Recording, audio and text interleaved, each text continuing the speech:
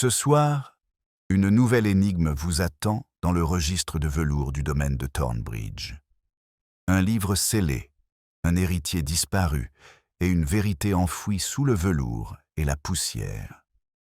Où dans le monde écoutez-vous ce soir? Si cela éveille votre curiosité, abonnez-vous et restez à l'affût. Versez maintenant quelque chose de chaud et que le mystère commence. La fête de fin d'été au domaine de Thornbridge baignait dans une atmosphère sereine, digne des rituels villageois les plus raffinés. Des guirlandes blanches flottaient sous les châtaigniers, une douce brise faisait bruisser les couvertures de pique-nique à carreaux, et les villageois flânaient d'un stand à l'autre, dans un murmure familier et rassurant. C'était le genre d'après-midi qui confirmait à St. Mary Mead que la vie, malgré ses déconvenues, suivait son cours. Madame Bantry déclare le concours de gâteaux éponges tout à fait conforme aux attentes, tandis que M. Petterick sermonne un garçonnet malheureux sur le devoir moral de peser honnêtement sa noix de coco au jeu de chamboule-tout. On aurait presque pu croire que rien de sinistre ne s'était jamais produit à moins d'1 kilomètre des grilles en fer forgé de Thornbridge. Pourtant, le silence était empreint d'une tension particulière aujourd'hui, une légère hésitation, comme une horloge qui marque une pause entre deux tic-tac. Plusieurs invités l'ont perçu sans s'en rendre compte. Miss Marple, assise avec une grâce guindée près du massif de roses, son sac à tricot à la main, la ressentait plus intensément encore une subtile dissonance au sein du brouhaha joyeux, un trouble qui n'avait pas encore de nom.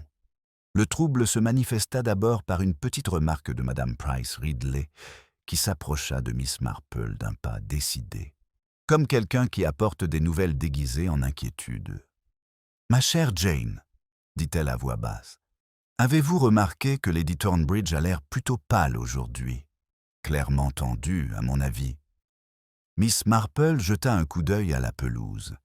Lady Helena Thornbridge, imperturbable pour une fête, accueillait ses invités avec une fermeté excessive, les mains gantées serrées.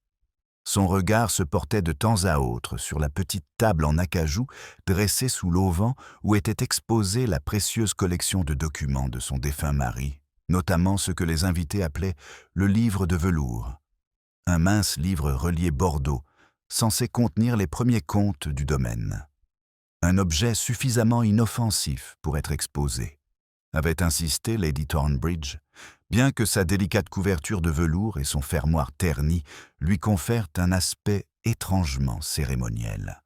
« C'est sentimental », avait expliqué Lady Thornbridge plus tôt au vicaire, mais rien de plus. Sa voix n'avait pas entièrement appuyé cette affirmation. Le livre de velours était désormais ouvert sous l'auvent, et les gens se penchaient avec curiosité sur ces pages jaunies. Le major Farnham se moquait de cette agitation inutile autour de vieux chiffres, tandis que Madame Hartnell supposait que le livre devait contenir une note scandaleuse ou une fortune mal gérée. Les villageois étaient avides d'histoire, mais leur soif de secret, surtout ceux des autres, l'était encore davantage. Miss Marple observait les rumeurs avec le détachement calme de quelqu'un qui connaît bien les méandres du comportement humain. Elle remarqua les regards furtifs échangés entre Lady Thornbridge et M. Lionel Datchbury, l'intendant du domaine, un homme dont l'attitude était toujours légèrement défensive, comme si la méfiance était inscrite dans la doublure de son gilet. Elle remarqua aussi comment Madame Templeton, la nouvelle gouvernante, scrutait le grand livre de comptes avec un intérêt frôlant la crainte. Un bruissement soudain, signe d'alarme, brisa le doux murmure de la fête. Une jeune servante de la maison avait traversé la pelouse en courant, manquant de renverser un plateau de limonade. « Madame, veuillez m'excuser, mais vous devez venir immédiatement, » murmura-t-elle avec insistance à l'oreille de Lady Thornbridge. La pâleur de l'hôtesse se brisa. Ses lèvres s'entr'ouvrirent, puis se refermèrent, puis s'entr'ouvrirent à nouveau, tandis qu'elle luttait pour conserver sa dignité sous tant de regards scrutateurs. Elle s'excusa, avec un sourire crispé et courtois, et suivit la servante vers l'aile est de la demeure. « Il s'est passé quelque chose », murmura Madame Price Ridley, les yeux pétillants d'impatience. « Tu as vu ça? N'est-ce pas, Jane? Une femme ne se comporte pas ainsi à cause d'un coussin déplacé. » Miss Marple acquiesça en silence. La tension palpable s'intensifia et elle ressent cette familière excitation instinctive, ce subtil changement qui survient lorsque la vie ordinaire bascule discrètement vers la tragédie. Avant même que la curiosité des villageois ne soit apaisée, une seconde interruption vint perturber la fête. M. Datchbury se précipita vers la table des registres, le visage étrangement blême. Il se pencha sur le livre relié de velours, tourna 2 pages, puis 3, les doigts tremblants à chaque mouvement. Un son étouffé lui échappa, entre un halètement et un gémissement. Le registre de velours n'était plus complet. Plusieurs pages fines, fragiles et irremplaçables, avaient été arrachées. Les lambeaux déchiquetés restaient accrochés, comme les restes d'une plume arrachée. Un silence s'abattit sur la pelouse. Même les guirlandes semblaient vaciller sous la brise. « Volé !» s'exclama Madame Hartnell, bien trop fort. « Il a forcément été volé !» Le major Farnham s'emporta, affirmant qu'aucun voleur censé ne dérobait de papier lors d'une fête de village, ce qui garantissait précisément que le voleur était soit arrogant, soit désespéré. Madame Price Ridley se pencha pour examiner les dégâts, chafaudant déjà sa propre théorie dramatique. Pendant ce temps, la mâchoire serrée de M. Datchbury laissait deviner que cette profanation du patrimoine du domaine était une affaire personnelle. Miss Marple se leva de sa chaise, oubliant son tricot. Elle s'approcha du registre à pas feutrés, laissant la foule s'écarter naturellement pour lui faire une place. Les bords des pages déchirées étaient irréguliers, certaines déchirures récentes, d'autres plus anciennes, peut-être. Elle remarqua aussi la légère trace d'un marque-page en ruban, bien qu'il n'en restât plus rien. L'objet symbolique révéla son ombre. « Quelqu'un savait exactement ce qu'il cherchait », murmura Miss Marple. Son ton était doux, presque familier, et pourtant il parvint jusqu'à ceux qui l'entouraient. Quelques villageois échangèrent des regards inquiets. Il n'était jamais agréable que Miss Marple parle avec autant d'assurance. Avant que quiconque puisse réagir, Lady Thornbridge réapparut, le vicaire à ses côtés. Son visage était exténué, son calme glacial. Le vicaire la soutint par le bras, tandis qu'elle s'avançait vers la table des registres. « Je suis vraiment désolée, » dit-elle à voix basse. « Je vous prie de garder votre calme. Une terrible découverte a été faite à l'intérieur de la maison. » La pelouse se tut, non pas dans le murmure excité des commérages, mais dans le silence profond et glacial de l'effroi. Le regard de Miss Marple s'adoucit d'une compréhension empreinte de tristesse. Quelque chose s'était brisé au sein du domaine de Thornbridge, et les pages manquantes du livre de velours n'étaient que le début. L'angoisse qui planait sur la fête s'intensifia, tandis que Lady Thornbridge se reprenait, ses doigts gantés tremblant légèrement contre le bras du vicaire. Les invités, instinctivement, se rapprochèrent, formant autour d'elle un halo de curiosité mêlé de tension. La brise portait un léger parfum d'herbes fraîchement coupées et de pommes trop mûres, une fragrance étrangement familière qui contrastait avec la peur qui crispait chaque visage. « C'est la gouvernante », dit doucement Lady Thornbridge, chaque mot prononcé avec un effort visible. « Madame Templeton a été retrouvée dans l'aile est, dans un état déplorable. » La légère toux du vicaire tentait d'adoucir la vérité. « Je crains qu'elle ne soit plus en état de secourir. » Un frisson parcourut la foule des soupirs étouffés, des exclamations contenues, l'horrible excitation des villageois qui n'avaient jamais vraiment cru qu'un drame puisse se produire à leur fête. Miss Marple observait le visage de Lady Thornbridge, percevant la tension qui se cachait derrière son air serein. Il y avait du chagrin, certes, mais aussi autre chose. Une peur plus profonde, habilement dissimulée. M. Dashbury s'avança.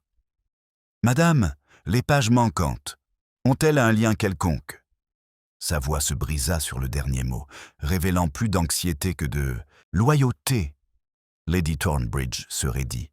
« Je ne saurais dire. » Elle ne le regarda pas. Le registre symbolique était ouvert derrière eux comme une plaie. Miss Marple en ressentait la présence presque aussi intensément que celle des personnes qui l'entouraient. Les apparences luttaient contre la vérité, la respectabilité se rebelle contre ce qui se cachait dans l'aile est. L'agent Hicks, le visage rouge et l'air grave, apparut au bord de la pelouse. Il s'éclaircit la gorge et s'adressa à l'assemblée. « Je vous prie de rester sur place. Inutile de s'alarmer, mais nous aurons besoin de témoignages. Madame Templeton a été retrouvée dans un débarras fermé à clé. Tout porte à croire qu'elle a été victime d'un acte criminel. » Les mots planent comme du givre. Miss Marple, avec sa discrétion habituelle, s'approcha de Lady Thornbridge. « Peut-être, » sugua-t-elle doucement. « Pourriez-vous nous dire qui l'a découverte ?» La réponse est venue à contre-cœur. C'était Alice, la jeune femme de chambre, qui était venue me chercher. Elle était allée ranger le couloir avant l'arrivée éventuelle de clients. Elle a dit avoir entendu un bruit sourd, peut-être un peu plus tôt. Miss Marple absorba ces informations dans un silence pensif.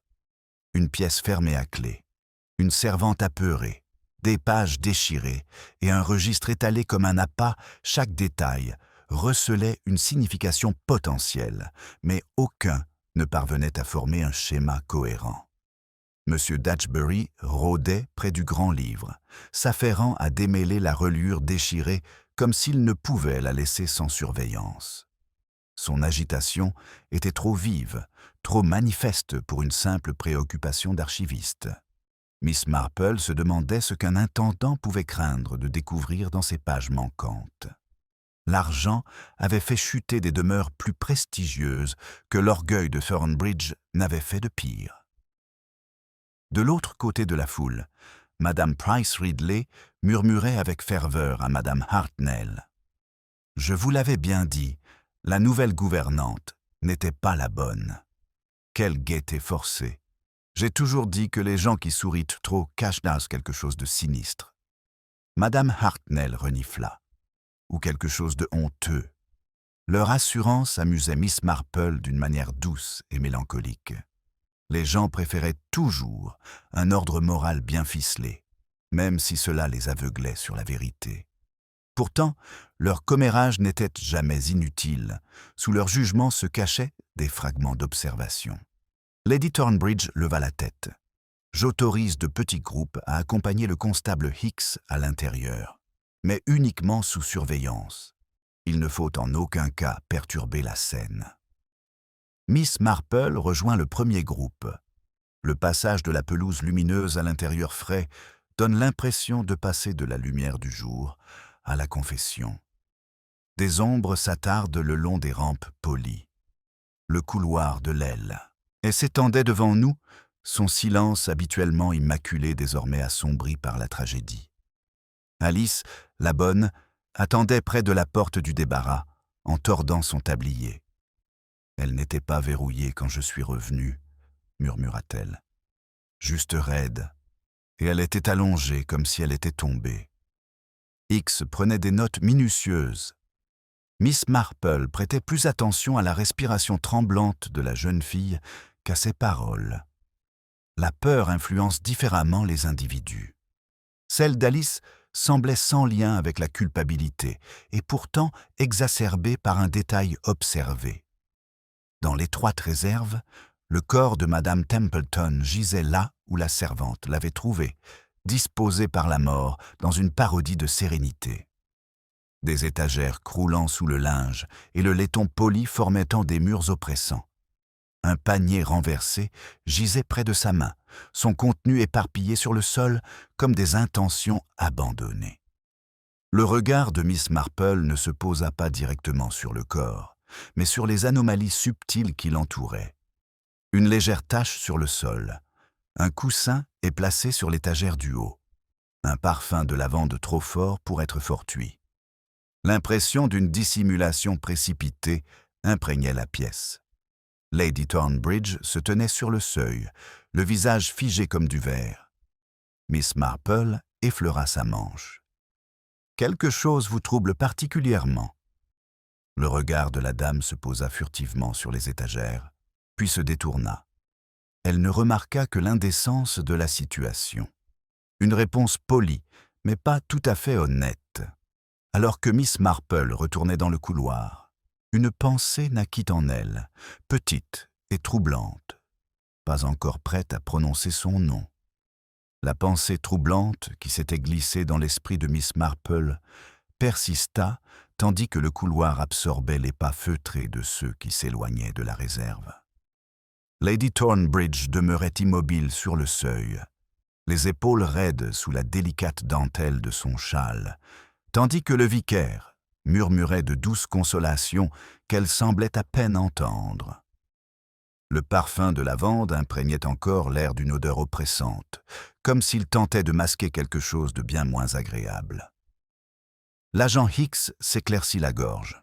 « Je vais devoir m'entretenir avec chacun d'entre vous. Mademoiselle Marple, auriez-vous remarqué quelque chose ? » « Je crois, » répondit-elle avec sa douceur habituelle, « que j'ai remarqué que Madame Templeton n'était pas du genre à laisser traîner les choses. » Son regard se porta sur le linge éparpillé, et son silence, loin de renforcer l'impression, atténuait la suggestion. Hicks se frotta la nuque, incertain si elle l'avait aidé ou desservi. « C'est exact. »« Oui. Merci, Miss Marple. » Alice, qui continuait de tordre son tablier, passa ensuite. Son regard oscillait nerveusement entre Lady Thornbridge et l'intendant, comme prise entre deux feux invisibles. « Je ne savais pas qu'elle était à l'intérieur, » murmura-t-elle.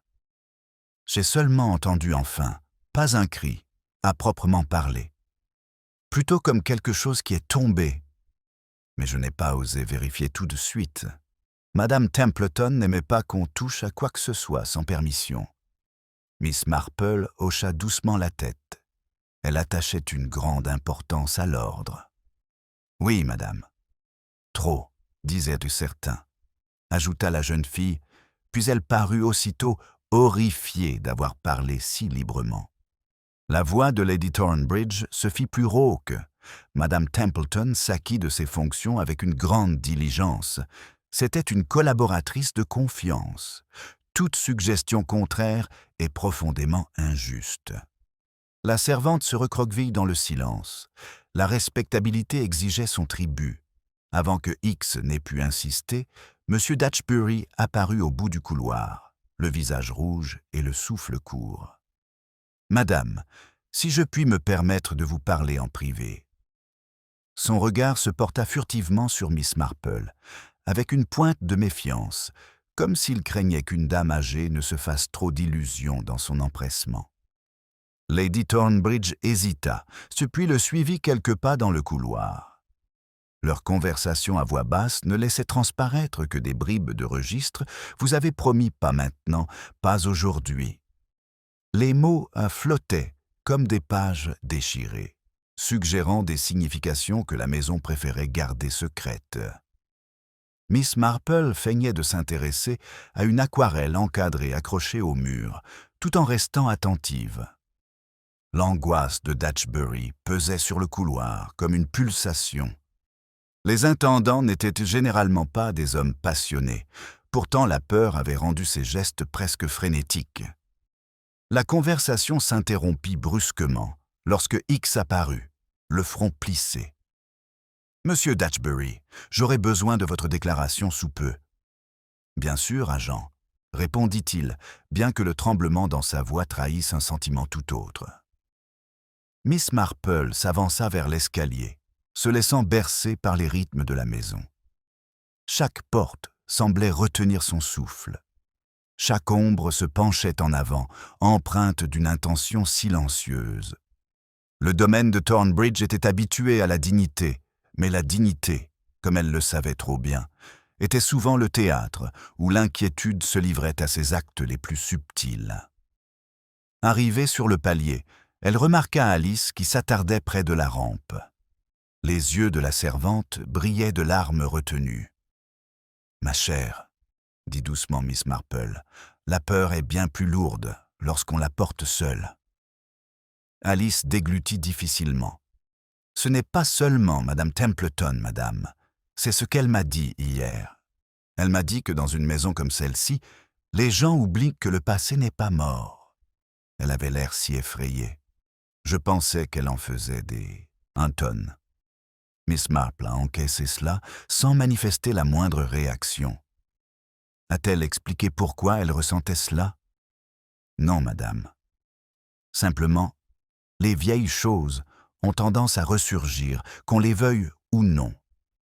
Le motif symbolique évoque faiblement des choses anciennes, à demi cachées, surgissent aux moments les plus inopportuns.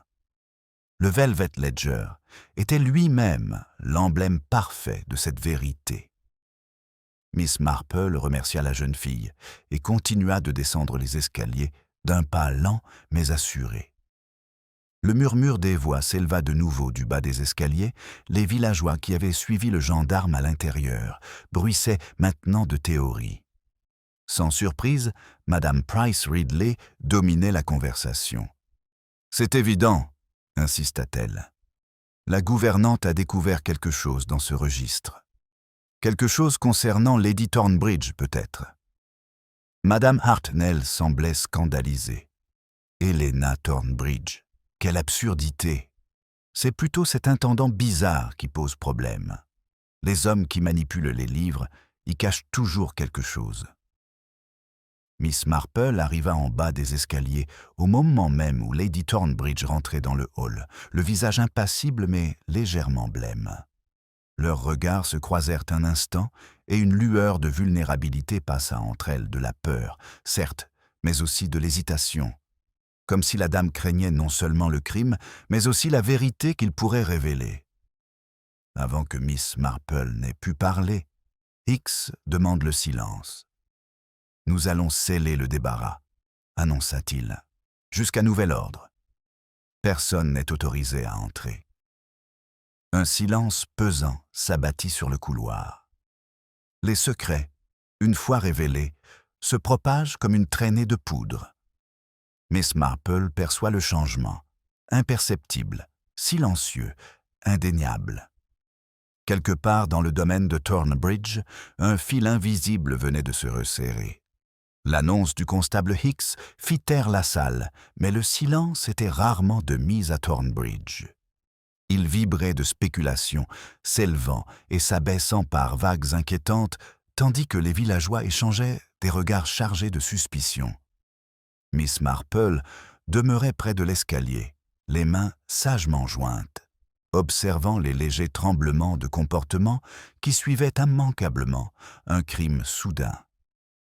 Lady Thornbridge se ressaisit avec le calme instinctif d'une hôtesse.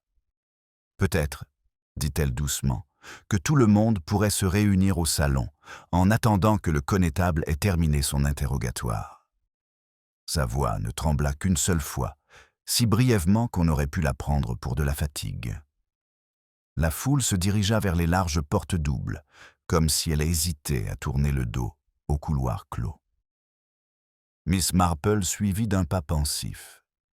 Elle ne manqua pas de remarquer que M. Datchbury s'attardait en arrière, jetant sans cesse des regards vers l'aile est avec l'air d'un homme qui évalue le risque plutôt que le chagrin.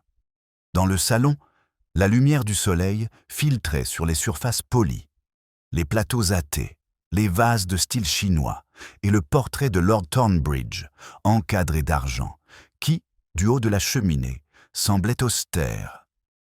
Ce décor raffiné paraissait presque offensé par l'intrusion de la mort en son sein.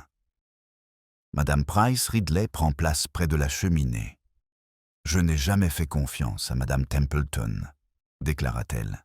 « Elle était trop ordonnée. Les gens qui maintiennent un ordre parfait ont généralement quelque chose de terrible à cacher. » Miss Marple s'assit légèrement près d'une table d'appoint. « Ou peut-être, » murmura-t-elle, Craignent-ils ce que le désordre pourrait révéler? Madame Hartnell cligna des yeux, indécise. Lady Thornbridge se tenait près des porte-fenêtres, le dos raide malgré son air d'hospitalité sereine. Une tasse de thé tremblait légèrement dans sa main. L'agent X entra en dernier, son carnet prêt. « Il me faut connaître les déplacements de chacun ici au cours de la dernière heure », commença-t-il, en commençant par ceux qui sont les plus proches de la table des registres. M. Dashbury s'éclaircit la gorge. « J'étais présent tout le temps. Je n'ai pas quitté la pelouse, sauf lorsque Lady Thornbridge m'a demandé d'aller chercher le catalogue pour la donation du domaine. C'est alors que j'ai remarqué les pages manquantes. » X griffonna rapidement. « Et avant cela, j'ai supervisé la mise en place du registre. » Son regard s'est porté sur la dame, non pas un regard respectueux, mais un regard empreint de tension. Miss Marple suivit ce regard. Une tension inexprimée s'installa entre elles, aussi palpable que la couverture de velours des pages manquantes. Le même schéma se répéta, ce qui était montré ne correspondait jamais à ce qui était caché. Le gendarme s'adressa ensuite à Alice. La servante raconta ses déplacements avec une sincérité tremblante, bien que Miss Marple ait remarqué une légère hésitation lorsqu'on lui demanda si elle avait vu Madame Templeton plus tôt dans la matinée. Non pas de la culpabilité, mais la crainte de dire quelque chose qui puisse perturber la sérénité de son employeuse. Pendant que X interrogeait les autres, Miss Marple laissa son attention se porter sur le bureau dans le coin. Un fin ruban bordeaux délavé y était posé, presque invisible sur le grain de l'acajou. Elle se leva discrètement, prenant soin de ne pas interrompre le constable. Le ruban présentait un pli près d'une extrémité, exactement comme celui qui se forme lorsqu'on le presse entre les pages d'un livre. Lady Thornbridge remarqua son intérêt. Ce vieux truc, il a dû se détacher d'un des livres de comptes de la maison. Madame Templeton y glissait sans cesse des rubans. « En effet, » répondit Miss Marple en le soulevant délicatement. Bien que sa teinte semble plus proche de celle du Velvet Ledger, lui-même. Une pâleur envahit le visage de Lady Thornbridge, subtile mais indéniable. Elle regarda le ruban comme s'il s'agissait d'un serpent enroulé sur son bureau. Je ne me souviens pas l'avoir déjà vu. Son démenti a été trop rapide, la respectabilité a primé sur la vérité. Avant que Miss Marple ne puisse approfondir la question, M. Dashbury s'approcha, l'air tendu. « Est-ce pertinent, Miss Marple ?»« Un ruban ne prouve rien, assurément. » Son ton, bien que poli, laissait transparaître une certaine anxiété.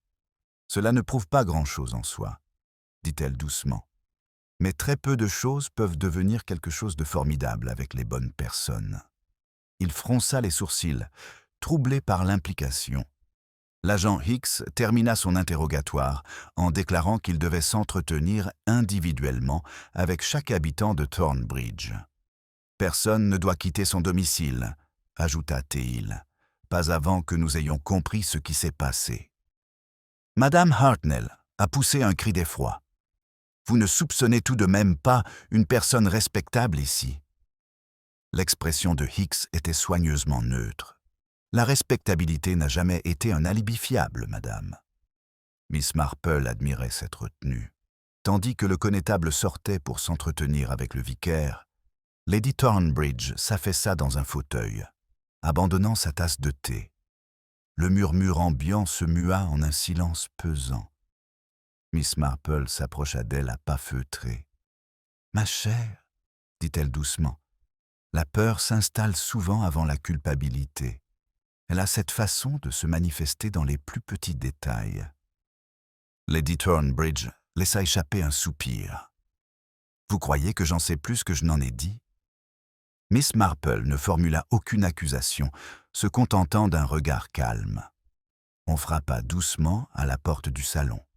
Alice apparut pâle et essoufflée. « Madame, on a aperçu quelqu'un près de l'aile est. » À l'instant, Miss Marple sentit la pièce se tendre autour des mots, un fil de plus tiré à bout portant. L'annonce d'Alice figea le salon, le plongeant dans un état de stupeur générale. Même Madame Price Ridley, d'ordinaire la première à réagir au moindre incident, hésita avant de trouver ses mots. Près de Lelay? Encore. Qui oserait s'y aventurer après une telle découverte? Lady Thornbridge se leva brusquement, son calme se fissurant à peine. « Qui a vu cette personne, Alice ?»« Oui, madame, » répondit la servante, les mains jointes. Juste un instant. Une silhouette se glissa devant l'armoire à linge. J'ai cru reconnaître M. Datchbury, mais sa voix s'est brisée. Sa démarche n'était pourtant pas la sienne. Cette observation subtile piqua la curiosité de Miss Marple. Elle savait que la démarche était bien plus révélatrice que le visage. Une conscience coupable se trahissait souvent dans le mouvement. L'agent Hicks s'avança. « Montrez-moi exactement où vous les avez vus. » Alice acquiesça et le conduisit hors de la pièce, la porte se refermant doucement derrière eux. Dès qu'elle s'enclencha, les spéculations commencèrent à fleurir comme de la moisissure sur un papier peint humide. Madame Hartnell serra ses perles contre elle. Un intrus? Sans aucun doute. Un cambrioleur paniqué.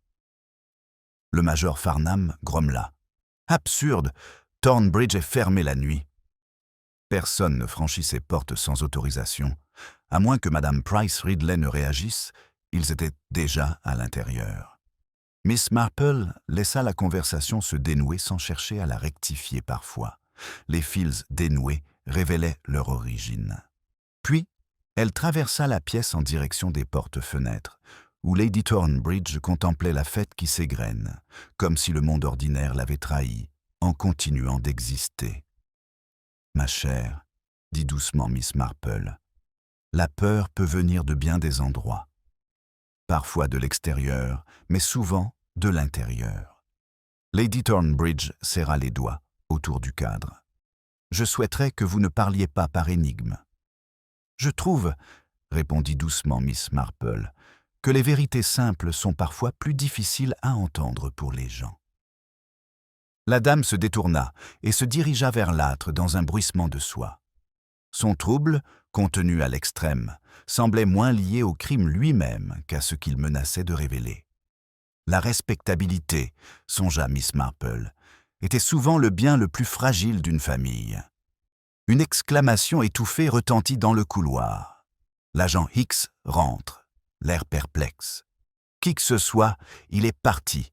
Aucune trace de pas sur la moquette, aucune empreinte sur la porte, mais quelqu'un était bel et bien là.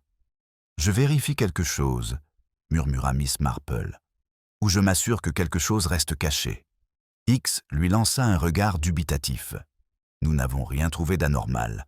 Les apparences, répondit-elle, sont rarement des indicateurs fiables. » Il fronça les sourcils, mais ne protesta pas. M. Datchbury s'approcha, visiblement agité. « Agent, si vous me le permettez, il y a quelque chose que vous devriez savoir. » Madame Templeton était inquiète au sujet des comptes du domaine. Elle soupçonnait que quelqu'un avait falsifié des chiffres sans autorisation. Lady Thornbridge se raidit. « Lionel, c'est tout à fait déplacé. » Madame Templeton avait tendance à exagérer. Le steward la regarda d'un air provocateur. « Elle était méticuleuse, madame, et elle me confiait encore hier qu'elle comptait en parler à quelqu'un. » Miss Marple observa l'échange avec une intensité contenue. Cette phrase inachevée planait, lourde de sous-entendus. À qui parler? Et pourquoi cette simple pensée troublait-elle Lady Thornbridge? L'agent Hicks a pris note. Est-ce lié aux pages manquantes du registre? Datchbury hésita. C'était possible. Le Velvet Ledger consignait les biens immobiliers d'origine. Si quelqu'un souhaitait dissimuler une anomalie, Lady Thornbridge intervint par un rire forcé. Ce ne sont que des conjectures. Lionel, vous savez pertinemment que les anciens comptes n'ont aucune utilité pratique. L'expression impassible de Miss Marple ne changea pas, mais quelque chose dans l'insistance de la dame laissait transparaître un malaise plus profond. Un léger coup frappé à la porte attira tous les regards. C'était de nouveau Alice, pâle mais résolue. « Agent, il y a autre chose. » Sa voix tremblait. « Quand je rangeais le couloir tout à l'heure, J'ai entendu Madame Templeton se disputer. Pas fort, mais assez pour savoir qu'elle n'était pas seule. X se pencha en avant. Vous vous disputiez avec qui? Alice déglutit difficilement. Je ne sais pas, monsieur. Je l'ai seulement entendu dire « on ne peut pas le cacher éternellement ». La pièce absorbe les mots tout entiers.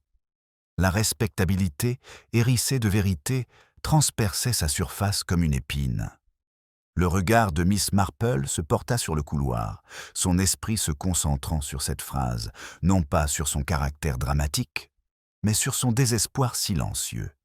Quelque chose avait été caché à Thornbridge, et quelqu'un avait été assez désespéré pour faire taire la seule femme qui avait l'intention de révéler la vérité. Le silence pesant qui suivit les révélations d'Alice plongea la pièce dans une inquiétude fragile. Chacun attendait un démenti de Lady Thornbridge, une protestation de M. Datchbury, une réfutation de l'idée qu'une querelle ait précédé la mort de Madame Templeton. Mais aucune assurance ne vint. Au contraire, la maison sembla absorber les mots, comme s'ils ne faisaient que confirmer ce que ces murs présentaient déjà. L'agent X se redressa, animé d'une détermination nouvelle. Si Madame Templeton s'est disputée avec quelqu'un peu avant sa mort, cette personne avait probablement un mobile. Il nous faudra l'identifier. Lady Thornbridge porta une main gantée à sa tempe. Devons-nous spéculer sur les ombres? Alice n'entendit que des bribes.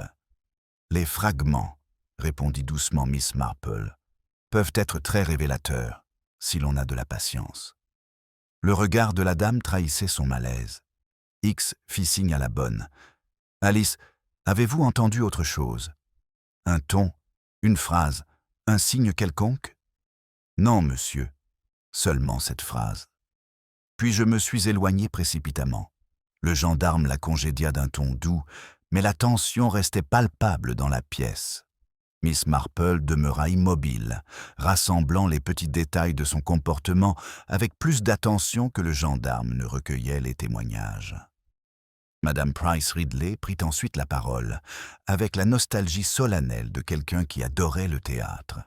Madame Templeton semblait toujours un peu sur la défensive, à mon avis.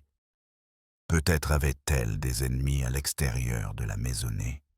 Le commandant Farnham renifla. Des ennemis? Les gouvernantes ne se font pas d'ennemis. Elles respectent les règles, c'est tout. Certaines règles, murmura Miss Marple, peuvent susciter un grand ressentiment. Le commandant parut mal à l'aise face à cette remarque, sans toutefois pouvoir en expliquer la raison. M. Datchbury s'éclaircit la gorge bruyamment. « Agent, il faudrait interroger le personnel en premier. Ce sont eux qui ont le plus facilement accès à l'entrepôt et au registre. Un argument valable en apparence. » Pourtant, l'empressement qui le sous-tendait parut à Miss Marple un peu trop insistant, comme si quelqu'un espérait qu'une lumière brillerait ailleurs que dans sa propre direction. Le gendarme hocha lentement la tête. « Vous avez raison, monsieur Datchbury, mais tout le monde sera interrogé en temps voulu. » Lady Thornbridge intervint d'un calme fragile. « Ne serait-il pas utile de consulter les anciens documents de la propriété? » Les pages manquantes contenaient peut-être Helena, avertit Datchbury à voix basse. Miss Marple a tout de suite compris l'avertissement. Il ne s'agissait pas d'un homme protégeant son employeur, mais d'un homme se protégeant lui-même, ou peut-être les deux. Lady Thornbridge cessa de parler, sa bouche se crispant comme si elle était cousue par la bienséance. Miss Marple profita de cette pause pour se diriger vers une petite table d'appoint où une pile de correspondances des Thornbridge était à moitié triée. L'enveloppe du dessus fut ouverte à la hâte, sans la précision habituelle de Lady Thornbridge. La lettre à l'intérieur portait la belle écriture oblique de Madame Templeton.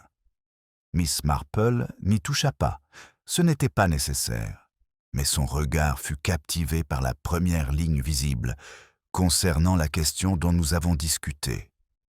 Ni nom, ni sujet, seulement la promesse d'un problème qu'il fallait régler. Un problème important. Miss Marple reporta son regard sur Lady Thornbridge, qui avait pâli. Avant qu'elle ne puisse réagir, la porte du salon s'ouvrit et le vicaire entra, le visage grave. « Constable, il y a quelque chose que vous devriez voir. Un des jardiniers a trouvé un objet dans les buissons, à l'extérieur de l'aile est. Il semble avoir été jeté par une fenêtre. X a bougé instantanément. Quel genre d'objet ? Le vicaire hésite, puis brandit un petit paquet enveloppé dans un mouchoir. C'était un morceau de page déchiré. Du vieux papier, très vieux. Un murmure parcourt la pièce comme une brise surprise. Lady Thornbridge vacilla, agrippée à la chaise la plus proche. Impossible. Ces pages étaient à l'intérieur. Alors quelqu'un, dit doucement Miss Marple, souhaitait qu'il soit dehors. X déplia le mouchoir. À l'intérieur se trouvait un fragment de papier à registre jauni, dont le bord était arraché à la hâte. L'encre encore visible suggérait des chiffres, des colonnes, des soldes, des sommes. Mais le coin était trop petit pour en déchiffrer le sens. M. Datchbury s'approcha. Le souffle coupé. Cela venait du Velvet Ledger. Ce qui soulève une question intéressante, murmura Miss Marple. Si quelqu'un a arraché les pages pour les cacher, pourquoi se débarrasser d'un fragment avec autant de négligence ? X fronça les sourcils. Les criminels imprudents ne sont pas rares. C'est vrai, dit Miss Marple, mais ce crime présente des signes du contraire, des choix délibérés, des moments choisis, des mouvements dissimulés. Un simple débris jeté dans un buisson ne correspond pas vraiment au mode opératoire. Lady Thornbridge s'est laissée tomber sur une chaise. Vous insinuez que quelqu'un voulait qu'on le retrouve. Miss Marple esquissa un sourire doux et indéchiffrable. Parfois, ma chère, la vérité a besoin de témoins. Avant que d'autres spéculations ne puissent se former, le vicaire s'éclaircit la gorge une fois de plus. Agent, il y a autre chose. Le jardinier qui a trouvé le morceau de tissu a affirmé avoir vu quelqu'un à la fenêtre quelques instants auparavant. Tous les regards se tournèrent vers vous. Miss Marple sentit un calme s'installer, profond et révélateur. Et dans ce silence, elle pressentait l'étape suivante du schéma. Calme et inévitable, qui l'attendait juste devant elle. Le silence qui suivit l'annonce du vicaire s'abattit sur le salon, comme une vague de froid inattendu. Les visages se levèrent à l'unisson, mêlant crainte, suspicion et une légère excitation, comme si une nouvelle carte avait été retournée dans un jeu de société. Miss Marple, cependant, observait Lady Thornbridge avec le plus d'attention. La dame eut le souffle coupé, sa main se crispant sur l'accoudoir de son fauteuil, comme si elle se préparait à un coup invisible. L'agent X s'avança vers le vicaire. « Vous avez dit avoir vu quelqu'un à la fenêtre. » « À quelle fenêtre exactement ?»« La petite fenêtre donnant sur le massif d'arbustes à l'est, » répondit le vicaire. « Celle qui se trouve juste après le couloir du linge. » Un murmure se répandit. L'observation précédente d'Alice prit une nouvelle forme, n'étant plus une erreur empreinte de peur, mais un élément d'un schéma. M. Datchbury s'éclaircit la gorge avec un effort visible. Beaucoup de gens passent par ce couloir, agent. Le personnel, les visiteurs. L'ancien bureau de Lord Thornbridge est là, interrompant doucement Lady Thornbridge. L'attention de Miss Marple s'aiguisa. Un bureau adjacent au lieu du crime, relié par un couloir, près d'une fenêtre d'où un fragment de registre déchiré avait été jeté, semblait moins relevé du hasard que d'une mise en scène. L'agent X fait un geste rapide.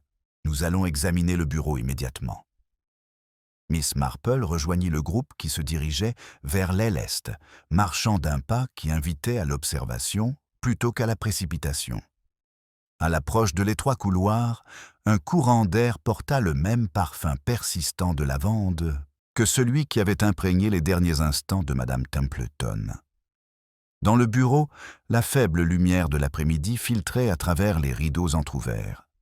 des particules de poussière flottant paresseusement dans l'air immobile, seulement perturbées par les pas assurés du gendarme. La pièce portait les marques d'une longue histoire. Négligent, une carafe intacte, des piles de correspondances ficelées, une forte odeur de vieux cuir. Mais un détail détonnait nettement la fenêtre à guillotine, légèrement entr'ouverte. Ce n'était pas ouvert plus tôt, marmonna X. Miss Marple s'approcha. Le rebord de la fenêtre portait une légère trace de poussière, balayée par quelqu'un qui se penchait. Un geste simple, mais révélateur de son impulsivité. Les apparences se fissurent à nouveau facilement sous la pression, la vérité s'infiltre à travers les fissures. Lady Thornbridge planait derrière eux, son calme se dissipant peu à peu.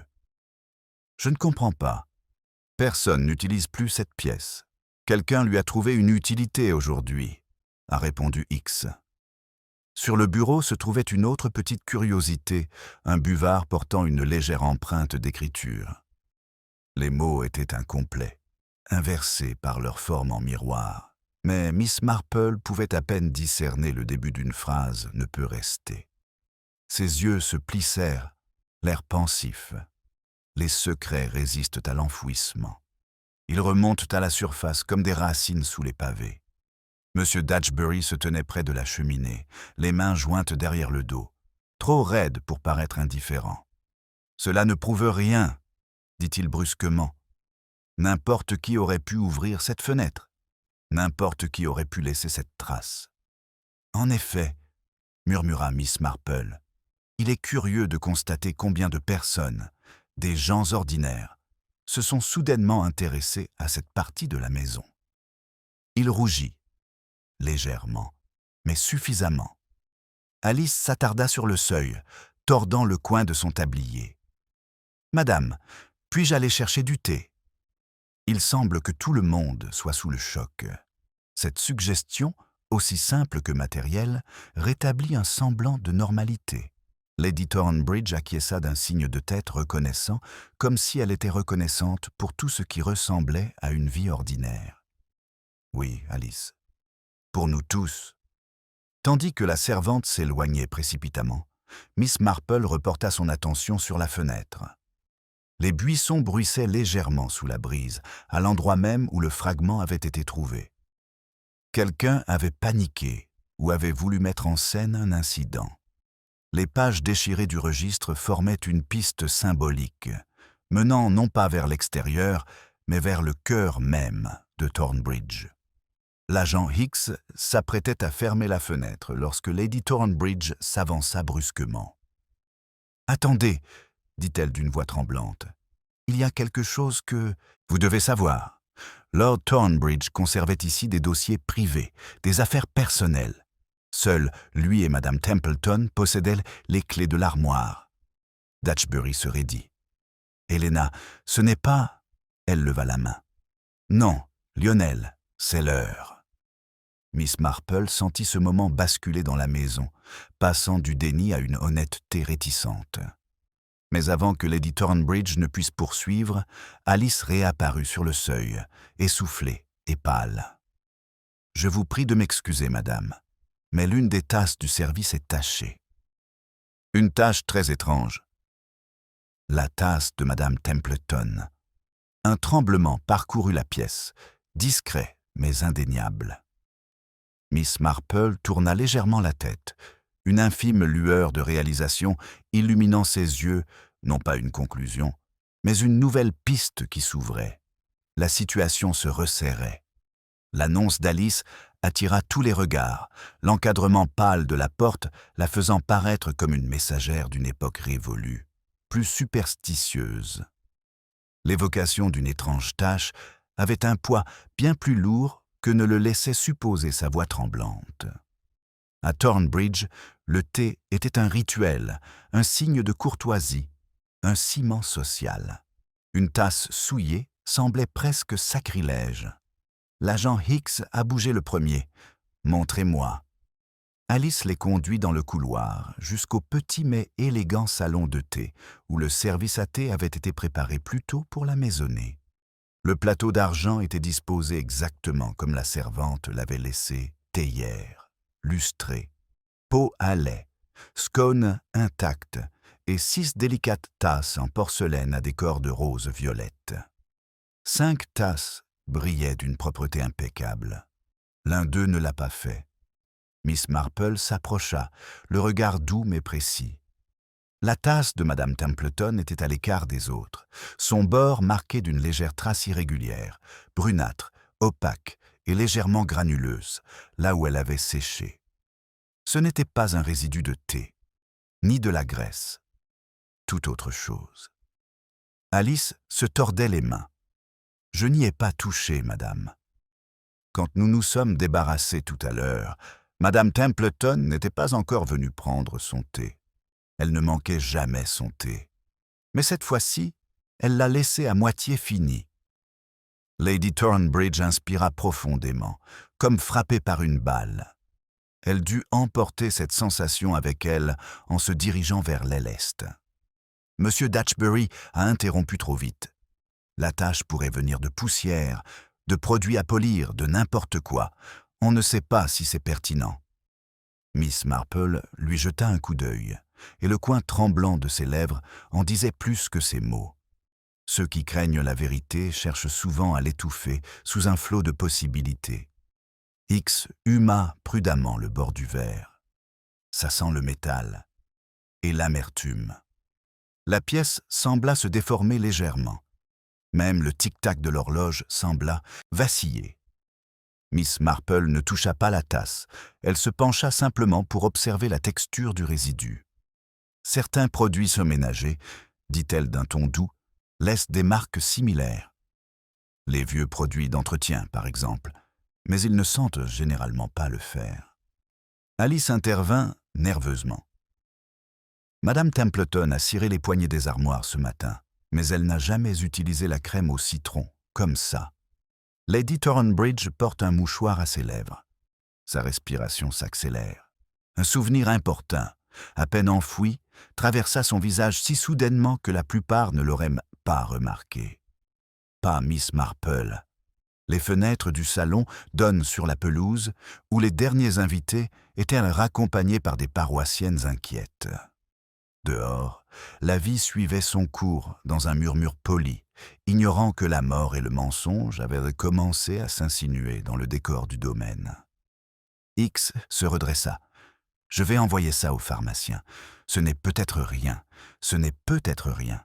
Cela pourrait être la raison pour laquelle quelqu'un a paniqué plus tôt et a jeté une page de registre par la fenêtre du bureau, » remarqua doucement Miss Marple. La tasse de thé de Lady Thornbridge lui glissa légèrement des mains, bien qu'elle n'en tienne pas une. Ce geste trahissait la pensée qu'elle s'efforçait de dissimuler. Datchbury s'indigna. « Vous insinuez un empoisonnement ? C'est absurde. Madame Templeton a été retrouvée dans un débarras, pas dans une salle à manger. » Miss Marple acquiesça. « Oui, ce qui rendrait la situation d'autant plus regrettable si elle commençait à se sentir mal ailleurs et cherchait à s'isoler. » Cette idée les troubla tous. Le poison suggérait la préméditation. Il suggérait la planification. Il suggérait la connaissance des habitudes de Madame Templeton et de Thornbridge. X se tourna vers Lady Thornbridge. « Madame, y a-t-il eu un désaccord récemment entre vous et Madame Templeton ?» Son silence était indéniable. « Il y avait des tensions, » admit-elle d'une voix fluette. Elle avait été assez insistante ces derniers temps sur certains points. Des questions de bienséance. La bienséance. Un mot qui recouvre une multitude de péchés. Miss Marple a suffisamment bien entendu la partie non dite Madame Templeton, savait que quelque chose d'inconvenant se tramait. Monsieur Datchbury s'avança vers la fenêtre, les épaules raides. Ça suffit. Il faut interroger le personnel en profondeur. Madame Templeton avait une langue acérée qui pouvait déplaire. En effet, dit doucement Miss Marple, les langues acérées révèlent souvent des vérités plus crues. Datchbury, toujours. Alice, qui s'était laissée glisser jusqu'à la cheminée, reprit soudain la parole. « Madame, il y a autre chose. Quand Madame Templeton a quitté le salon, elle portait une petite clé. Je pensais que c'était pour l'armoire à linge. Mais maintenant, Lady Thornbridge tourna si brusquement que sa boucle d'oreille en perles faillit se détacher. « Quelle clé ?»« Celle avec le ruban rouge, madame. » Un silence pesant s'abattit sur la pièce. Même le papier peint semblait retenir son souffle. Miss Marple ressentit le léger déclic de la compréhension, non pas d'une solution, mais d'une autre charnière qui se mettait silencieusement en place. La réaction de Lady Thornbridge à l'évocation du ruban rouge par Alice fut aussitôt une lueur d'effroi, rapide et viscérale, qui transparaissait sous son apparence impeccable. La clé elle-même demeura un sujet tabou, mais sa signification imprégnait l'atmosphère d'une tension palpable, comme le rideau qui allait se lever sur une scène déplaisante. L'agent Hicks plissa les yeux. Une clé sur un ruban rouge. Où cela pouvait-il bien aller? Alice joignit les mains. Madame Templeton le gardait parfois glissé dans son tablier, monsieur. Je croyais qu'il était pour l'armoire à linge, mais le ruban était de la même couleur que le marque-page du grand livre de velours. Miss Marple remarqua ce détail avec une approbation discrète. Les échos symboliques apparaissent rarement sans raison. Les maisons comme Thornbridge, imprégnées d'un orgueil hérité, dissimulaient souvent leur vérité derrière de petits objets en apparence anodins. Lady Thornbridge se détourna, les muscles de sa nuque se contractant. « Il y a ici beaucoup de vieilles clés. Je ne sais guère lesquelles appartiennent à quoi. » La voix de Datchbury se fit plus incisive. « Tu le sais, Helena. » Au moins, il s'arrêta, rougissant. Miss Marple s'approcha d'un ton doux. Cela pourrait aider le gendarme à comprendre quelle pièce nécessite des clés spéciales. Lady Thornbridge hésita, puis soupira avec une résignation lasse. Il y a une armoire, dans l'ancien bureau de mon mari. Une armoire qui contient des documents personnels. La clé de cette armoire n'a pas servi depuis des années. Et, demanda doucement Miss Marple, est-ce que ça pend à un ruban rouge?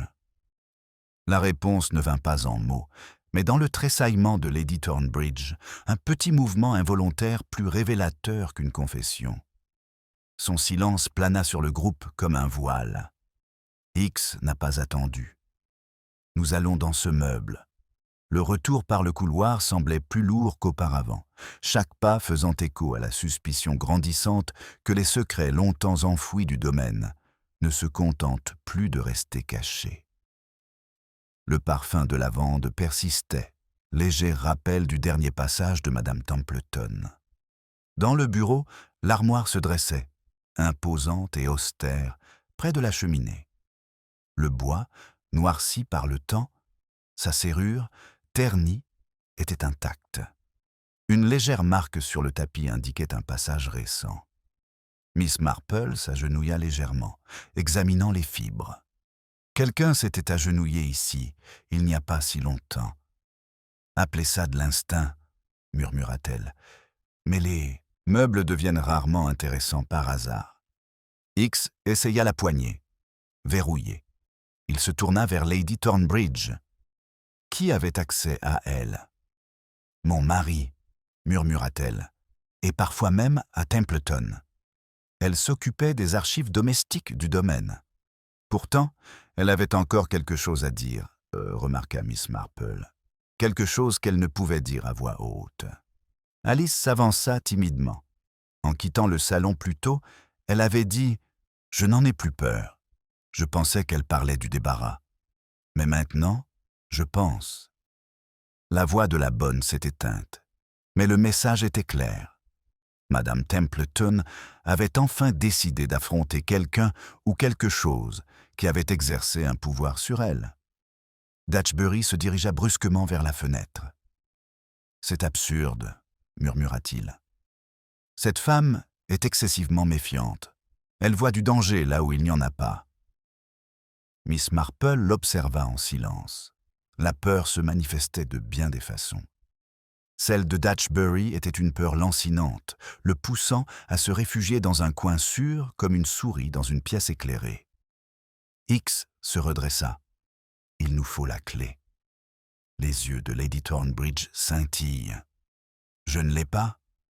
Je ne l'ai pas revue depuis. » Mais son regard se porta instinctivement sur le bureau, la trahissant. X s'y dirige d'un pas décidé et ouvre le tiroir du haut. À l'intérieur, il n'y avait que des enveloppes, un timbre et quelques pétales de roses séchés. L'attention de Miss Marple se porta sur le deuxième tiroir, légèrement entrouvert, comme s'il avait été refermé à la hâte. « Peut-être, » dit-elle doucement. « Essayez celui-ci. » À l'intérieur, niché parmi des papiers jaunis et un ouvre-lettres en ivoire, se trouvait la clé. Et autour d'elle, nouée, usée, effilochée, mais indubitable, se trouvait le ruban rouge bordeaux. X le souleva avec un léger cliquetis. Alors c'est ce qu'elle avait. Lady Thornbridge porta une main à son cœur, la voix ténue.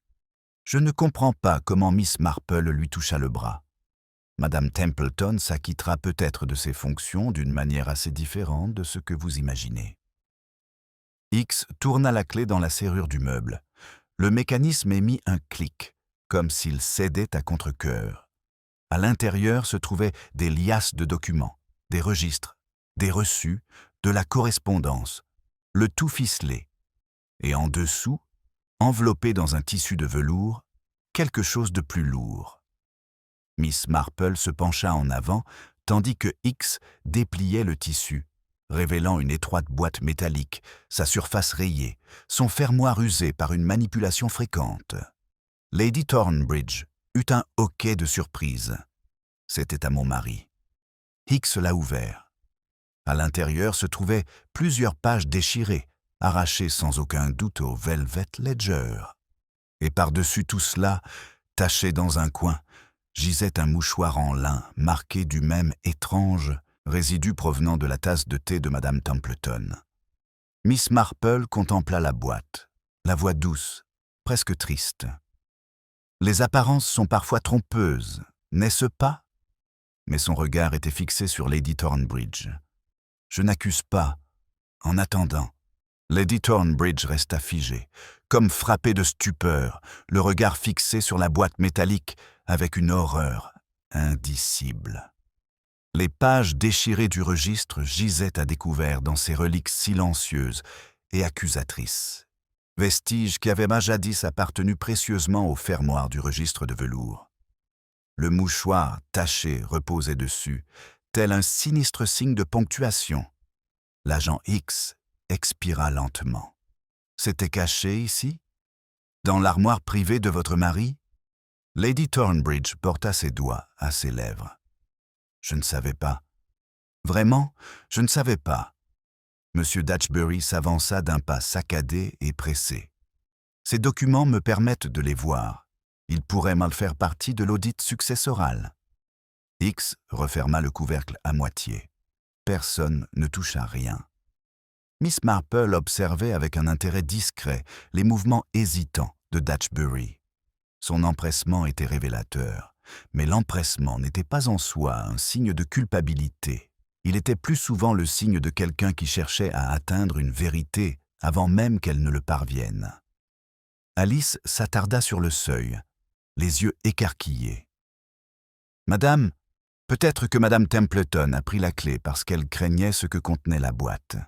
Ou parce que, dit doucement Miss Marple, elle espérait que la boîte pourrait la disculper. » L'espace semblait se resserrer autour de cette implication. Les ombres s'épaississent dans les coins, et la légère odeur de vieux cuir s'intensifie d'inquiétude. X retire les pages déchirées et les dépose soigneusement sur le bureau. Des colonnes de chiffres, des listes de parcelles, des lignées de propriétés ancestrales, toutes subtilement modifiées, des nombres ajustés d'une main furtive. Certaines modifications dataient de plusieurs décennies, d'autres étaient si récentes qu'elles conservaient encore la teinte plus foncée de l'encre fraîche. Lady Thornbridge vacille. Ce ne sont pas les mains de mon mari, ces chiffres. Ils ne peuvent pas l'être. » Sa voix s'est brisée comme un fil qui s'effiloche. Miss Marple, s'approchant discrètement, remarqua que certaines parcelles augmentent, d'autres diminuent. Non pas un vol, mais une réallocation. Une réinterprétation de la vérité financière pour servir une histoire plus séduisante que la réalité. La respectabilité, une fois de plus, soigneusement préservée, soigneusement mise en scène. La respiration de Datchbury s'accélère presque imperceptiblement. « Madame, les questions successorales sont compliquées. Votre mari a peut-être. Ce n'était pas un homme malhonnête, » rétorqua-t-elle sèchement.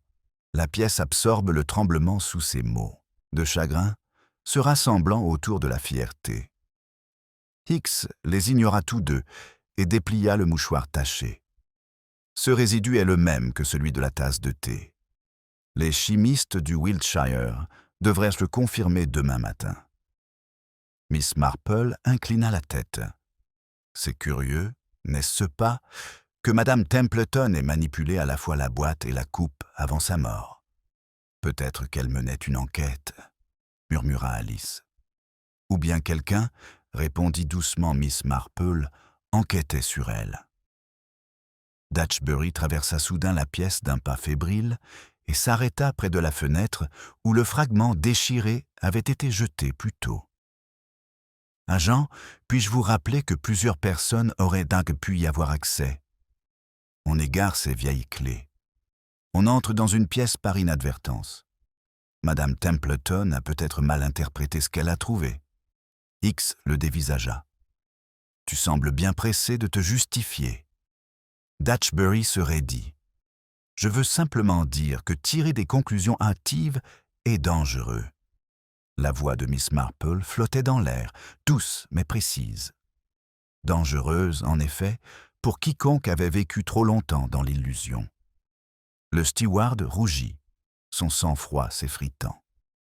Lady Thornbridge s'affaissa dans le fauteuil le plus proche, le dos courbé. Si Madame Templeton avait décelé des irrégularités, pourquoi n'est-elle pas venue me voir? Pourquoi avoir caché les pages? Miss Marple répondit avec une douce compassion. Peut-être l'entendait-elle. Mais les intentions ont la fâcheuse tendance à s'estomper sous l'effet de la peur. Craignez à nouveau le personnage silencieux qui hante chaque pièce de Thornbridge. Hicks reporta son attention sur les documents. Ces pages pourraient mal constituer un mobile suffisant, si quelqu'un craignait d'être démasqué. Alice eut un hoquet de surprise.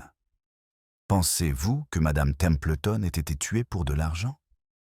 Miss Marple effleura le bras de la jeune fille. « L'argent n'est que rarement que de l'argent, ma chère. C'est aussi de la fierté, de l'histoire et les récits que les familles se racontent pour se sentir en sécurité. » Ces mots ont même apaisé le papier peint. Hicks se redressa. « Il me faudra les dépositions de chacun. Et tant que nous n'en saurons pas plus, personne ne quittera Thornbridge. » Lady Thornbridge hocha faiblement la tête. « Bien sûr. » Miss Marple l'observait attentivement. Le visage de la dame ne trahissait aucune culpabilité, seulement une prise de conscience naissante, celle qui survient lorsqu'un vieux récit se fissure enfin. Dehors, les arbustes bruissaient, sous la fraîcheur changeante du vent du soir, imperceptible mais tirant légèrement sur la fenêtre à guillotine. Le regard de Miss Marple se porta sur la source du bruit. Quelque chose ou quelqu'un avait attendu le crépuscule. Le léger bruissement à l'extérieur de la fenêtre s'estompa, laissant place à un silence pesant qui enveloppa le bureau comme un rideau tiré. L'agent X scruta la pénombre naissante, mais le mouvement, quel qu'en soit l'auteur, ne lui parvint pas. Elle avait déjà disparu dans l'ombre. Lady Thornbridge serait l'accoudoir de son fauteuil, le souffle court, tandis que M. Datchbury rôdait près de l'âtre, le tressaillement nerveux de ses doigts trahissant une nervosité qu'il ne pouvait plus dissimuler. Miss Marple reste parfaitement immobile. Elle n'était pas paralysée, mais elle organisait ses pensées avec la délicate précision de quelqu'un qui prépare une chambre avant d'accueillir un visiteur attendu. Le moment était venu, sentait-elle, non pas d'accuser, mais d'avoir une conversation bien particulière. Une conversation qui n'exige pas la vérité d'emblée, mais l'invitait à se manifester discrètement, hors de sa cachette. « Constable, dit-elle doucement, je me demande si nous ne pourrions pas tous retourner au salon. On pense plus librement dans des espaces familiers. » X, incertaine mais se fiant à son instinct, acquiesça. « Tout le monde, retournez au salon, s'il vous plaît. » Elles sortent lentement. Le long couloir du manoir semblait encore plus étroit à présent, comme si la maison elle-même s'était mise à les écouter. Alice resta près de Miss Marple, jetant nerveusement des coups d'œil par-dessus son épaule vers la porte du bureau, comme si elle craignait que les ténèbres ne les suivent. Lorsqu'elles rentrèrent dans le salon, Miss Marple s'arrêta délibérément près de la cheminée. Le feu venait d'être allumé, sa lueur diffusait une lumière chaude sur le tapis et les meubles, transformant la pièce en une scène intime. « Peut-être pourrions-nous tous nous asseoir, » dit-elle doucement. Personne n'a refusé. Lady Thornbridge prit place dans son fauteuil habituel près des porte-fenêtres, l'allure distinguée mais tremblante. Datchbury se place derrière elle, en garde instinctive, ou peut-être en rempart. Madame Price Ridley et Madame Hartnell s'installèrent sur le canapé, telles deux gargouilles prêtes à dévorer le moindre scandale. Le major Farnham marmonna quelque chose à propos de futilité, bien que la dureté de son regard contredise ses paroles. Alice était assise près du plateau de thé, les mains étroitement enlacées. Miss Marple prit place dans le fauteuil en face de Lady Thornbridge, s'offrant ainsi le point de vue idéal pour observer et non pour dominer. X se tenait près de la porte, son carnet à la main. Miss Marple croisa les mains, sa voix douce, presque familière. « Vous savez, Lady Thornbridge, les domaines comme Thornbridge dissimulent souvent leurs secrets les plus profonds au vu et au su de tous. L'histoire consignée dans les registres, la confiance scellée par un ruban et, plus révélateur encore, la peur dissimulée derrière un silence poli. » La dame tressaille. Datchbury s'avança. Miss Marple. Elle leva légèrement la main. « Veuillez m'excuser, Monsieur Datchbury, je ne fais que penser à voix haute. Voyez-vous, l'honnêteté est une chose difficile dans une maison aux traditions si ancrées, surtout lorsque la vérité menace d'en ternir la réputation. » Madame Price Ridley se pencha en avant, retenant son souffle. La pièce se tend comme un tissu tendu dans une couture. Miss Marple poursuivit doucement, Madame Templeton était une femme qui attachait une grande importance à l'ordre. Non seulement à l'ordre domestique, mais aussi à l'ordre moral. Lorsqu'elle découvrit les pages déchirées du livre de velours et les irrégularités qui y étaient associées, elle dut éprouver un sentiment proche de la trahison. Les yeux de Lady Thornbridge scintillent. « Elle n'aurait pas déchiré ces pages pour les détruire, » ajouta Miss Marple. « Non. Elle les a déchirées pour éviter au domaine un déshonneur supplémentaire, ou peut-être pour protéger une personne qu'elle jugeait encore digne de dignité. » Un murmure parcourt la pièce. Le regard de Miss Marple se posa sur la tasse de thé tachée posée sur le plateau. Il semblait qu'elle comptait régler le problème, en privé, avant d'en parler à qui que ce soit, avant qu'un scandale n'éclate. Alice déglutit. « Madame, dit-elle, elle n'avait plus peur. »« Oui, ma chère, répondit doucement Miss Marple, ce qui rend d'autant plus tragique le fait que quelqu'un d'autre l'ait été. » Les mots s'étaient dans les posés avec une précision délicate. Non pas une accusation, ni une conclusion, mais une pression indéniable, comme une main sur une porte verrouillée, en testant doucement sa résistance. Le feu crépitait. L'horloge tic-tac. Dehors, le crépuscule laissait place à la nuit noire. Lady Thornbridge releva le menton, mais sa voix trembla. « Vous dites ça à quelqu'un ici » Miss Marple soutint son regard avec une tristesse patiente. Je dis simplement que quelqu'un a agi par peur. Peur d'être découvert. Peur de perdre la vie à laquelle il tenait tant. Peur qu'une vieille histoire, enfouie depuis des années, soit sur le point d'être révélée. Datchbury eut un hoquet de surprise, à peine audible. Miss Marple laissa le silence s'installer juste assez longtemps pour éveiller les consciences. On croit souvent pouvoir contrôler la vérité en la étouffant. Mais la vérité persiste, même déchirée, même cachée. Elle finit toujours par triompher. Son regard se porta sur le couloir. « Et je soupçonne, » ajouta-t-elle doucement, « que la vérité est tout proche maintenant. » À ce moment-là, un léger son résonna dans le couloir. Un craquement, un pas, une présence attend juste derrière la porte du salon. Le bruit feutré des pas devant la porte du salon attira tous les regards vers le seuil. L'agent Hicks s'avança le premier, se plaçant entre la porte et les personnes assises, la main suspendue près de la poignée. Un silence étouffé s'installa dans la pièce, seulement troublé par le crépitement feutré du feu. Lorsque la porte s'ouvrit enfin, elle ne révéla aucun intrus, seulement la silhouette timide du jeune Tom Weaver, l'un des jardiniers du domaine, casquette à la main et yeux écarquillés de culpabilité ou de peur, peut-être les deux. Il entra avec une réticence visible. « Agent, balbutia-t-il, vous m'avez demandé de venir si je me souvenais de quoi que ce soit d'autre concernant le morceau de ferraille que j'ai trouvé. » Hicks se redressa. « Alors? Et toi ?» Tom jeta un regard nerveux à Lady Thornbridge, puis à M. Datchbury. « Je ne voulais pas causer d'ennui, monsieur, mais quand j'ai vu quelqu'un tout à l'heure à la fenêtre où s'est produite la bagarre, ce n'était pas n'importe qui. » La pièce semblait pencher vers lui. C'était M. Datchbury. Un léger tremblement traversa le visage du steward avant de disparaître. « Ridicule !» aboyait. « N'importe qui avec ma carrure aurait pu me prendre pour moi. » Miss Marple se leva lentement, non pas avec agressivité, mais avec une douceur troublante qui lui donnait soudain une présence plus imposante que ne le laissait supposer sa petite taille. « Tom, » dit-elle doucement, « prenez votre temps. » Le jardinier hocha la tête. Je le vis se pencher légèrement, comme s'il laissait tomber quelque chose. Il se retourna trop vite pour que je puisse l'interpeller. Mais j'aurais juré Datchbury perdit son sang-froid comme un fil qui se tendait à l'excès. Je vérifiai les volets.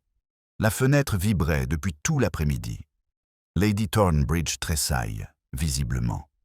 La voix de Miss Marple restait douce, comme du lin. Oui. Les volets peuvent grincer, et la peur grince avec eux, n'est-ce pas, monsieur Datchbury? Le steward se raidit. Que sous-entendez-vous? Cette peur, dit-elle en s'approchant, a guidé bien des décisions dans cette maison. Non pas la peur de la violence, mais la peur du déshonneur. Une peur bien plus ancienne et profonde dans des familles comme celle-ci. Datchbury ouvrit la bouche pour protester, mais Miss Marple poursuivit avant qu'il ne puisse parler. « Vous avez été l'intendant de Lord Thornbridge pendant des décennies. Vous connaissiez mieux les contes que quiconque. Et lorsqu'il a commencé à les modifier, disons, vous l'avez aidé à préserver les apparences. Par loyauté, peut-être. Ou par pitié. Lady Thornbridge en resta bouche bée. Est-ce vrai? La mâchoire de Datchbury se crispa. Votre mari était un homme fier, madame. Le domaine périclitait. Il a pris des mesures pour éviter le déshonneur à la famille. Je n'ai fait que l'aider lorsque c'était nécessaire. » Un murmure d'étonnement parcourt la pièce. Miss Marple hocha doucement la tête. « Oui. Et après le décès de Lord Thornbridge, vous avez poursuivi les ajustements afin que l'histoire reste intacte. L'intendant s'est retourné contre elle. Ce n'était pas du vol. Chaque centime est resté à Thornbridge. J'ai préservé l'intégrité du domaine alors que le chagrin aurait pu le détruire. Alice murmura Madame Templeton l'a découvert. L'expression de Miss Marple s'adoucit sous l'effet du chagrin. En effet, elle l'avait fait. Elle avait dû le confronter. Peut-être non par malice, mais par devoir. Et M. Datchbury craignait la honte qui s'ensuivrait si la vérité éclatait. « Je ne l'ai jamais touché. » Datchbury explosa de colère. « Jamais. » Miss Marple leva une main apaisante. « Je vous crois. » La pièce se figea. Même Datchbury cligna des yeux, incrédule. « Elle n'a pas été tuée par votre main, » poursuivit Miss Marple, « ni par empoisonnement. Les résidus dans sa tasse de thé proviennent de la boîte en métal de la poussière d'encre ancienne et du fermoir oxydé. Elle l'a manipulée peu avant sa mort. Cela explique la tache. Elle était agitée. Elle avait découvert trop de choses. » La main de Lady Thornbridge tremblait à sa gorge. Alors, comment l'avait-elle fait? Miss Marple regarda le gendarme. « Puis-je » Hicks acquiesça. Elle se rendit au débarras chercher un registre qu'elle souhaitait comparer aux pages déchirées. Elle avait le cœur lourd. Alice avait mentionné qu'elle s'arrêtait souvent dans l'escalier. Dans son trouble, elle avait dû monter trop vite. La crise survint soudainement. Elle voulut s'agripper aux étagères et glissa. Un silence pesant s'installa. Madame Hartnell laissa échapper un soupir tremblant. Un accident tragique, Miss Marple ajouta doucement, mais quelqu'un, réalisant ce qu'elle avait découvert, paniqua. M. Datchbury la trouva le premier. Il craignait que sa mort ne révèle la vérité. Alors, il prit les pages déchirées qu'elle avait cachées dans son tablier, en jeta un fragment par la fenêtre pour créer une diversion et plaça le reste dans le vieux meuble, persuadé que le passé devait rester enfoui. Datchbury s'affaissa dans un fauteuil, les mains tremblantes. « Je voulais seulement protéger la maison. » La protéger, elle? Lady Thornbridge a assez souffert. La dame le regarda, les yeux brillants d'une lueur de chagrin. « Lionel, tu aurais dû me le dire. »« Je ne pouvais pas, » murmura-t-il. « La respectabilité était primordiale pour votre mari. Je croyais qu'elle était aussi pour vous. » Le regard de Miss Marple s'adoucit. « La respectabilité est un bouclier fragile, monsieur Datchbury, mais la dignité, la vérité affrontée avec courage est bien plus forte. » L'agent Hicks posa la main sur l'épaule du steward. « Vous devrez faire une déclaration, mais vous n'êtes pas en état d'arrestation. Du moins, pas pour meurtre. » Datchbury baissa la tête, le poids des années pesant sur lui. Miss Marple se tourna vers Lady Thornbridge. « Vous avez une maison pleine de gens fidèles, ma chère, même lorsque la loyauté a pris des tournures inattendues. » Le feu crépitait, l'air se détend. Alice s'essuie les yeux. Tom Weaver s'est éclipsé discrètement. Et Miss Marple, son travail presque terminé, se rassit dans son fauteuil avec un léger soupir. Par les fenêtres, les lumières du village vacillaient, s'animant doucement d'une lueur nocturne, comme pour accueillir Thornbridge de nouveau au bord de son propre abîme.